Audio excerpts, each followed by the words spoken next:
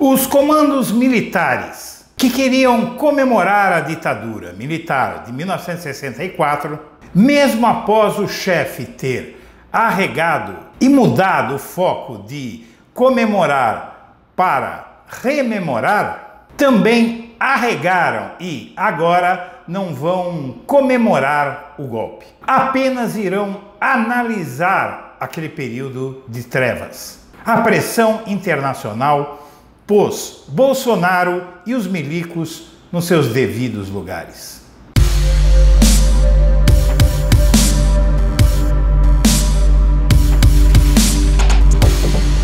Antes de começar o vídeo, eu quero pedir a você que acompanha o Blog da Cidadania que se inscreva no nosso canal.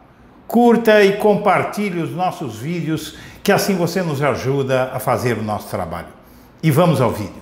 Na última quinta-feira, 28 de março, Bolsonaro mudou a sua conversa sobre o 31 de março de 2019, quando o golpe militar de 1964 completa 55 anos.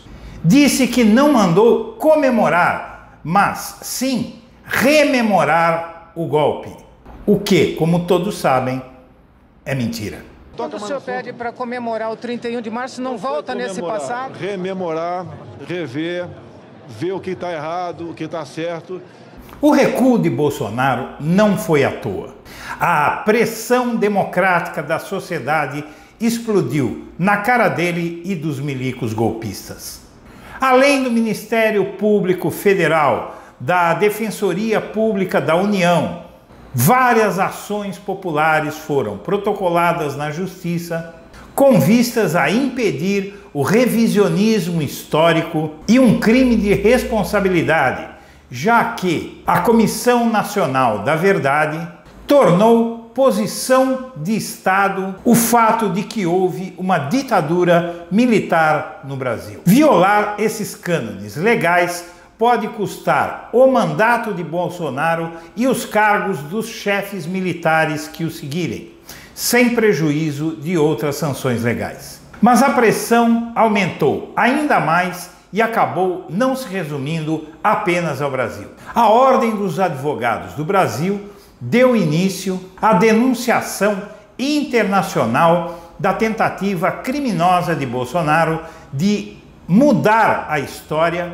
brasileira, negando que tenha havido uma ditadura no nosso país. A OAB e o Instituto Vladimir Herzog denunciaram à Organização das Nações Unidas, a ONU, que Bolsonaro estaria recomendando que os quartéis comemorassem um regime que matou, torturou, estuprou, roubou, cometeu toda a série de crimes e foi condenado pelo Brasil, pelo mundo, com a sua culpa provada pelas comissões da verdade que vigeram no Brasil ao longo desta década. O maior organismo multilateral do planeta não hesitou em responder à OAB do Brasil. E nesta sexta-feira emitiu um comunicado em que condena o revisionismo histórico criminoso empreendido pelo presidente da República e por grupos militares de extrema-direita. Segundo a agência de notícias Rádio França Internacional, a ONU divulgou comunicado nesta sexta-feira, 29 de março, no qual pede para que Bolsonaro reconsidere os planos de comemoração do aniversário do golpe militar no Brasil, ocorrido em 31 de março de 1964. Em entrevista à RFI, o relator especial da ONU sobre promoção de verdade, justiça, reparações e garantias de não repetição, Fabian Salvioli, explicou que o Brasil está correndo um risco de isolamento internacional se insistir em defender um movimento criminoso internacionalmente conhecido por ter torturado, matado, estuprado e cometido toda sorte de atrocidades, inclusive contra crianças.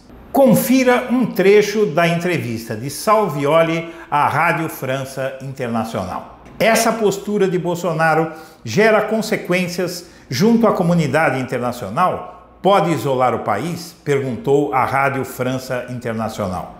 Responde Fabian Salvioli. Sim, absolutamente. O Brasil sempre se comprometeu em compromissos internacionais nesse sentido.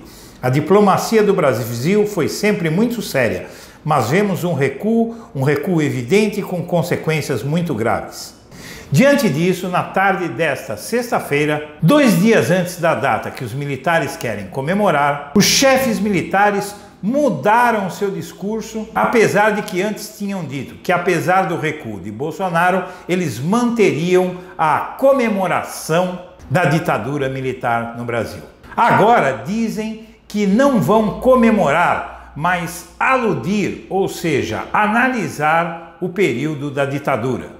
Por mais que seja negativo qualquer lembrança sobre o golpe de 1964, que não seja para condená-lo com toda veemência, a pressão internacional impediu Bolsonaro e os militares radicais de extrema direita de fazerem um verdadeiro circo de apologia aos crimes que aqueles psicopatas pervertidos fizeram em nosso país.